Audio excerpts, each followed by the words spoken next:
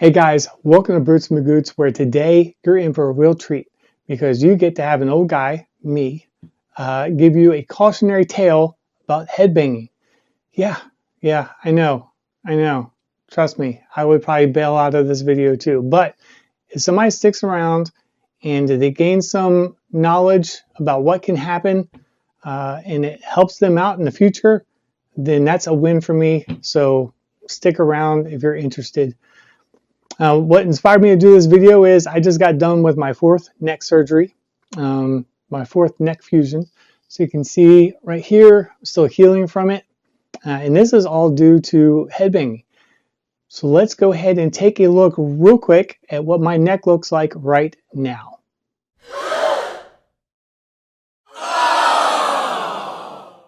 All right, so yeah, not a fun situation to be in. Let me tell you the backstory, and I'll try to be as brief as possible because I can be long-winded at times. But I came of age in the 80s, mid 80s. So right when everything was blowing up with metal and everything was fresh and new. So I probably started headbanging probably 85, 86 or so.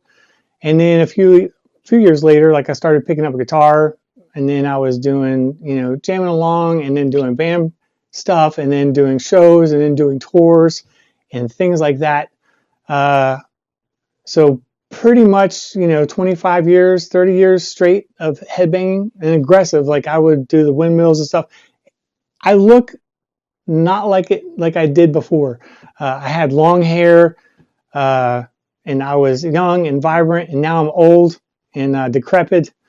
And unfortunately, that's kind of what life does. But the neck thing was something I did not anticipate. Nobody ever talks about this, I feel like, and I feel like it really should be. So my story is about 11 years ago, I woke up from my sleep and like I thought I pulled a muscle in my neck while I was sleeping. Sometimes I'll do that and I'll pull it and it'll be like it almost starts to burn. It gets like hot and burnt, whatever. And those type of pulls like usually take me like 3 or 4 days before it starts to calm down, feel better again. This didn't go away. And it was also like creeping into my shoulder blade. So I ended up, seeing my general practitioner and steroids, nothing helped, whatever. Eventually saw a spine doctor. They did an MRI on my neck, and it was the worst blown out disc in a neck that he'd ever seen in 25 years of practice. It was 7 millimeters, and basically my spinal cord was pinched off. So pick right here for you for that. Whoa. So then he had called me and told me that I had to go into basically emergency surgery, that I could paralyze myself at any point in time, that it was that close, that bad. So I went in, and this was the C5 to C6 disc that was blown out. So they did a fusion on that. Then I was feeling better then, but a lot of times when you have C5 to C6 fused, that can cause problems for the surrounding vertebrae. So I ended up having to go back about like 4 years later. I started having the same pain, and I was very familiar with the pain based on the first time. So I went back and they fused C6 to 7 and C5 to 4 all at the same time. And then I was okay for a few years. Then 2 years ago, I was in a car accident. Somebody rear-ended me, and because I've lost a lot of movement in my neck, that request for movement for the whiplash, I ended up fracturing like basically one of the fusions was kind of fractured. So they had to go back in there in the back of my neck this time, all the other ones in the front, and add some support for the vertebrae or whatever. And that worked.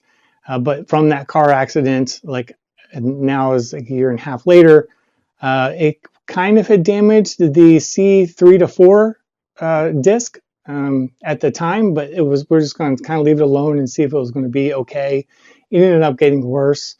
So I just had that fused. So basically I have C3 to 7 fused in my neck. So for visual, that is pretty much all of that right there. So I have my first and second vertebrae, the base of my skull, and that's what kind of gets me to do this much movement.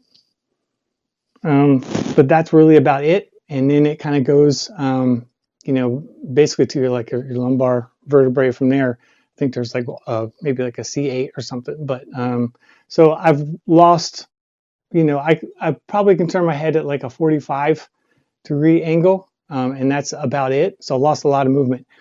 Anyway, I just wanted to share this with you guys because all this stemmed from headbanging. It's something when you're young and dumb, you don't think about because you feel invincible. I certainly felt invincible, especially being on stage and feeding off the crowd and stuff. Like it's just wonderful. I mean, it makes you feel like a god. And you in that, like you feel like nothing can happen to you. You feel untouchable.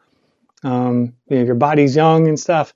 But the damage that you're doing can catch up to you randomly. I had stopped, touring and stuff like that probably like 5 years before I had the vertebrae fail on me. So, and at the time I wasn't doing anything, extraneous or anything. It just I woke up and it was gone. So I just want to give a counter to everybody headbanging and stuff like that. I never see any videos of like, hey, this can be a problem, because it can be. Like your head weighs like 9 or 10 pounds. That's a lot of weight. That's a lot of stress on your vertebrae over the years, and it can catch up to you. I'm not saying that it will, but please be mindful and heed at least my story from this old headbanger about being cautious about what you do. And that's up to you guys. I just want to share my story. If you guys know anybody that's had this happen, or if it's happened to you, please leave a comment below. It'd be kind of nice to reach out to or talk to other people in the metal community, or even if you're just catching this video because you've had a spinal fusion, or you know of people that have had them, or you have them coming up, then we can talk. I'd be happy to go over the stuff that I learned, and I'll see you guys later.